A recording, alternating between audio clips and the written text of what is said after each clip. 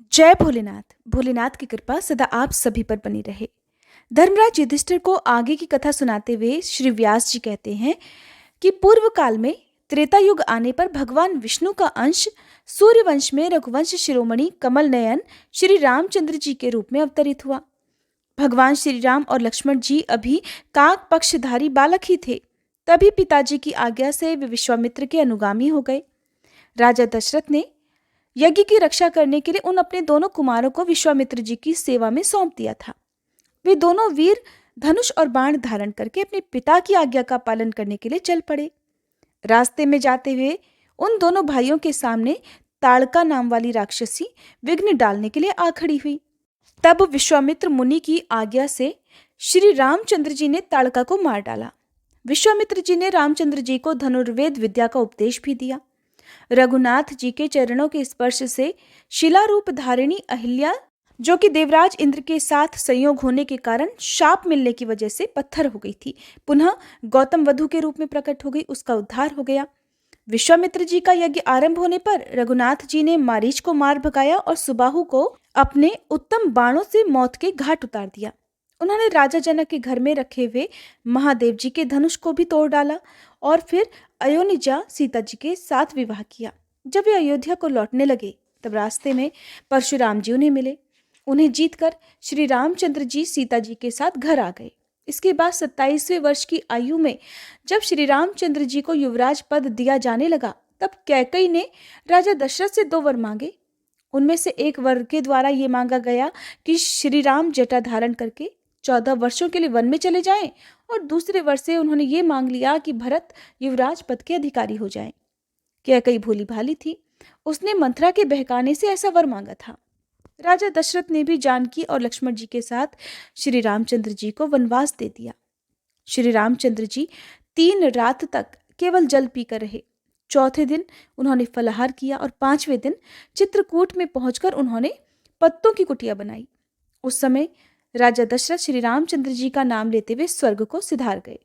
उन्होंने ऋषि के शाप को सफल बनाकर स्वर्गलोक को प्रस्थान किया और उसके बाद भरत और शत्रुघ्न चित्रकूट में आए। भरत ने पिता के स्वर्गगामी होने का समाचार बतलाकर श्री रामचंद्र जी को घर लौट चलने के लिए समझाया। जब वे लौट चलने को राजी नहीं हुए तब उनकी चरण पादुका लेकर भरत और शत्रुघ्न नंदीग्राम को वापस लौट आए। वहां दोनों भाई राज्य की रक्षा करते हुए श्री रामचंद्र जी की चरण पादुका के पूजन में तत्पर रहे। श्री रामचंद्र जी महात्मा अत्रि से मिलकर फिर दंडकारण्य में आए और राक्षसों का वध उन्होंने आरंभ कर दिया। सबसे पहले विराध को मारा। उसके बाद 12.5 वर्षों तक श्री रामचंद्र जी पंचवटी में टिके रहे। वहां पर उन्होंने लक्ष्मण जी के द्वारा सूर्पनखा नामक राक्षसी को कुरूप कर दिया, अर्थात उसके नाक कान काट डाले। जानकी जी के साथ वन में घूमते हुए श्री रामचंद्र जी के आश्रम के पास में भयंकर राक्षस रावण आया। वह सीता जी का अपहरण करने के लिए आया हुआ था। माघ मास के कृष्ण पक्ष की अष्टमी तिथि को वृंद मुहूर्त में जब श्री राम जी और लक्ष्मण जी दोनों आश्रम से बाहर चले गए थे, दशमुख रावण ने सीता जी को अकेली पाकर हरण कर लिया। रावण पहले मारीच के आश्रम पर गया था। मारीच मृग रूप में आकर लक्ष्मण सहित श्री राम को दूर हटाकर ले गया था ताकि उनके हटते ही वह सीता जी को हरण करके ले जा सके। उधर श्री रामचंद्र जी ने मृग रूपधारी मारीच को मार डाला और फिर से लौटकर जब वे आश्रम पर आए तब उन्होंने आश्रम में सीता जी को देखा ही नहीं। आश्रम खाली था, सूना था। उधर सीता जी रावण के द्वारा हरी जाने पर कुर्री की तरह विलाप करने लगी कि हा राम, मुझे राक्षस हर कर लिए जाता है, आप आकर मुझे बचाइए, मेरी रक्षा कीजिए। जैसे भूखा बाज चीखती हुई चिड़िया को उठाकर ले जाता है, वैसे ही राक्षस रावण जनक नंदिनी सीता जी को हर कर लिए जा रहा था। ये समाचार सुनकर पक्षीराज जटायु ने राक्षस राज रावण से युद्ध किया। अंत में रावण ने उन्हें घायल करके गिरा दिया। माघ मास के कृष्ण पक्ष की 9वीं तिथि को रावण के महल में रह रही सीता जी की खोज करते हुए दोनों भाई राम जी और लक्ष्मण जी जटायु से मिले। उसके मुख से राक्षस द्वारा हरी गई सीता जी का समाचार पाकर फिर श्री राम जी ने भक्ति पूर्वक पक्षीराज का दाह आदि संस्कार किया।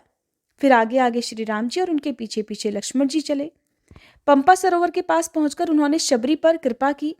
फिर पंपा सरोवर के जल का आचमन करके श्री राम जी हनुमान जी से मिले, जिसके बाद रघुनाथ जी ने हनुमान जी और सुग्रीव जी से मैत्री की, उनसे मित्रता करी और फिर सुग्रीव के पास आकर उन्होंने बाली नामक वानर को मारा। इसके बाद श्री राम जी ने अपनी प्राण वल्लभा सीता जी की खोज के लिए हनुमान आदि प्रमुख वानरों को भेजा।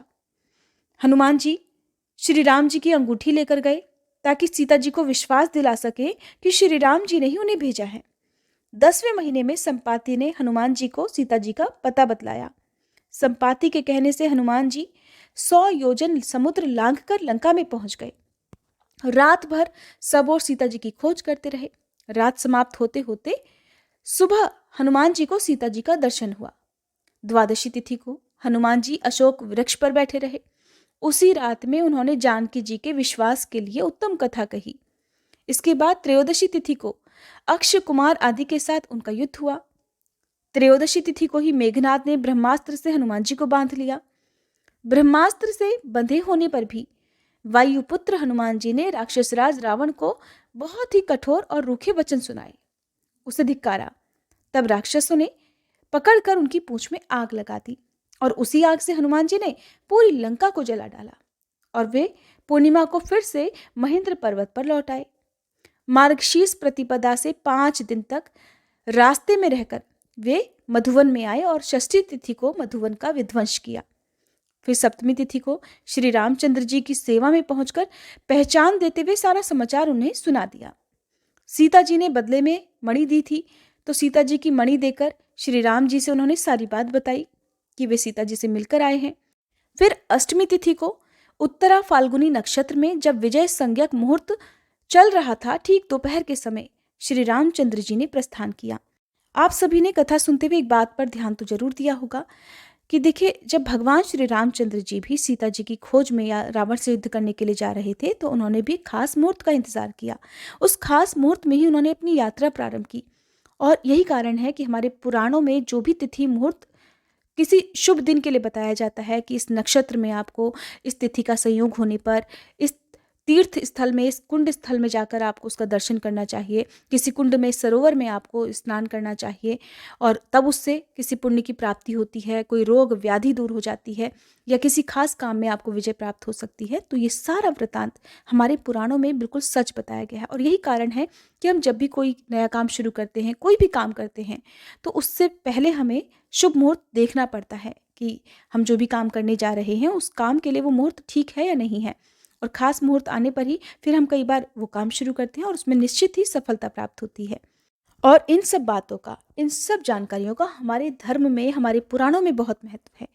तब जब भगवान श्री राम ने ठीक दोपहर के समय प्रस्थान किया, तब श्री राम जी ने दक्षिण दिशा में जाने की प्रतिज्ञा करते हुए कहा कि मैं समुद्र को लांघ कर भी राक्षस राज रावण का वध अवश्य करूंगा। दक्षिण दिशा की ओर प्रस्थान करते समय श्री रामचंद्र जी के साथी वानरराज सुग्रीव हुए। 7 दिनों में समुद्र के तट पर सेना की छावनी पड़ी। सारे वानर सेना वहां पर एकत्रित हो गई। पौष शुक्ल प्रतिपदा से लेकर तृतीया तक अपनी सेना सहित श्री रामचंद्र जी की उपस्थिति सागर के तट पर बनी रही। चतुर्थी तिथि को विभीषण आकर श्री रामचंद्र जी से मिले। पंचमी तिथि को समुद्र पार करने के बारे में विचार किया गया कि इतना अपार समुद्र है, कैसे पार करें। अब जब पार करने की बारी आई, बड़ा दुस्तर समुद्र था, बहुत बड़ी बाधा थी कि कैसे इतना विशाल समुद्र पार किया जाए। तब देखिए, भगवान श्री रामचंद्र जी ने भी उपवास किया। प्रभु हैं, कुछ भी कर सकते हैं, बिना उपवास के भी काम सिद्ध कर सकते हैं, लेकिन उस समय उन्होंने मनुष्य रूप धारण किया था और एक मनुष्य होने के नाते उन्हें कुछ नियमों का पालन करना ही था। तब उन्होंने 4 दिन तक समुद्र के किनारे रहकर उपवास व्रत किया। अभी विजया एकादशी और जया एकादशी का उपवास आप में से बहुत सारे भक्तों ने रखा होगा। तब भगवान श्री रामचंद्र जी ने भी विजया एकादशी का उपवास रखा था, तो उसके नियमों का पालन उन्होंने पूरे 4 दिन तक किया। चौथे दिन समुद्र देव से वर प्राप्त हुआ। साथ ही समुद्र देव ने समुद्र पार करने का उपाय भी बताया।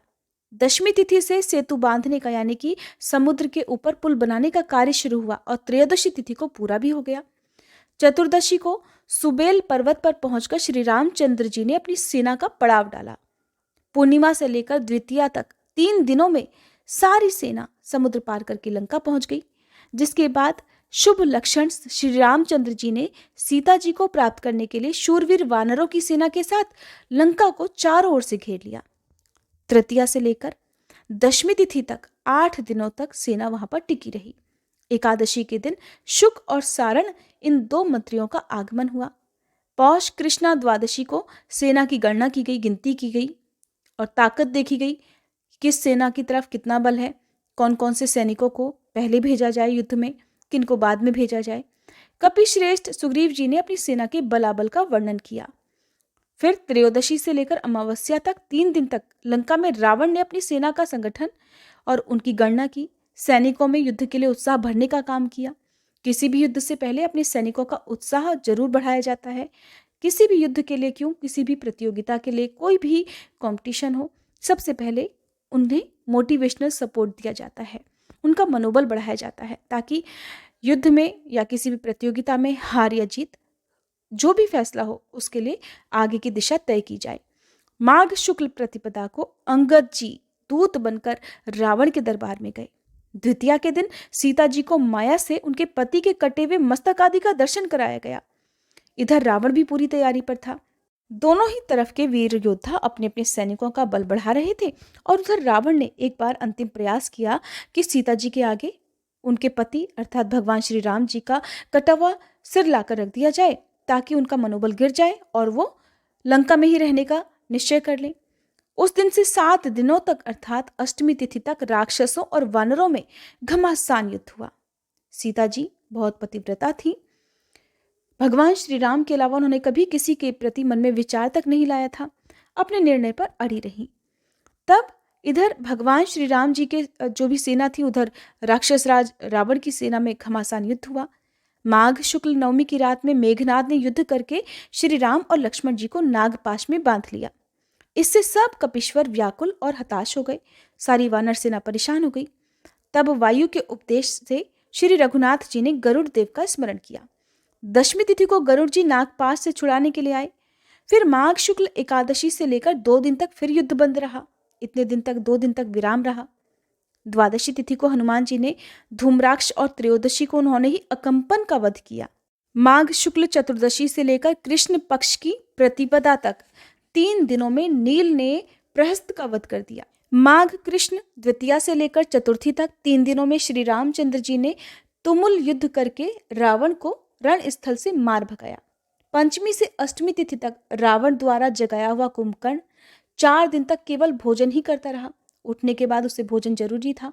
उसके बाद नौमी तिथि से लेकर 4 दिन तक लगातार कुंभकर्ण ने युद्ध किया और बहुत से वानरों को खा डाला। इसके बाद अंत में वो भी भगवान श्री राम के हाथों मारा गया। अमावस्या के दिन लंका में उसके लिए शोक मनाया गया।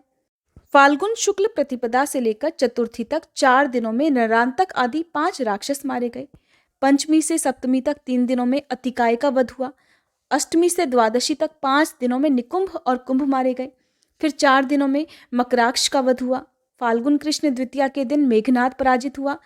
तीज से लेकर सप्तमी तक 5 दिन दवा आदि लाने की व्यग्रता के कारण युद्ध बंद रहा। अष्टमी को दुर्बुद्धि रावण ने शोक के कारण मायामयी मैथिली का वध कर दिया। इसके बाद श्री रामचंद्र जी ने सेना के द्वारा पूर्णतः इसका निश्चय किया। फिर त्रयोदशी से 5 दिनों में लक्ष्मण जी ने विख्यात बल और पराक्रम वाले मेघनाद को युद्ध में मार डाला। चतुर्दशी को रावण ने युद्ध बंद करके यज्ञ की दीक्षा ली। फिर अमावस्या के दिन वह युद्ध करने के लिए निकला। चैत्र शुक्ल प्रतिपदा से लेकर 5 दिन तक रावण लगातार युद्ध करता रहा। इस युद्ध में बहुत से राक्षस मारे गए। फिर 3 दिनों तक रावण के रथ, घोड़े आदि मारे गए। चैत्र शुक्ल नवमी को लक्ष्मण जी को शक्ति लगी। तब श्री रामचंद्र जी ने क्रोध में भरकर दशमुख रावण को खदेड़ दिया। फिर विभीषण की सलाह से हनुमान जी लक्ष्मण जी के लिए औषधि लाने के लिए द्रोणाचल पर्वत पर गए और वहां से संजीवनी बूटी लाकर, जिसे विशल्या भी कहते हैं, उन्होंने लक्ष्मण जी को पिलाई। दशमी तिथि के दिन युद्ध बंद रहा। रात में राक्षसों ने फिर युद्ध प्रारंभ कर दिया।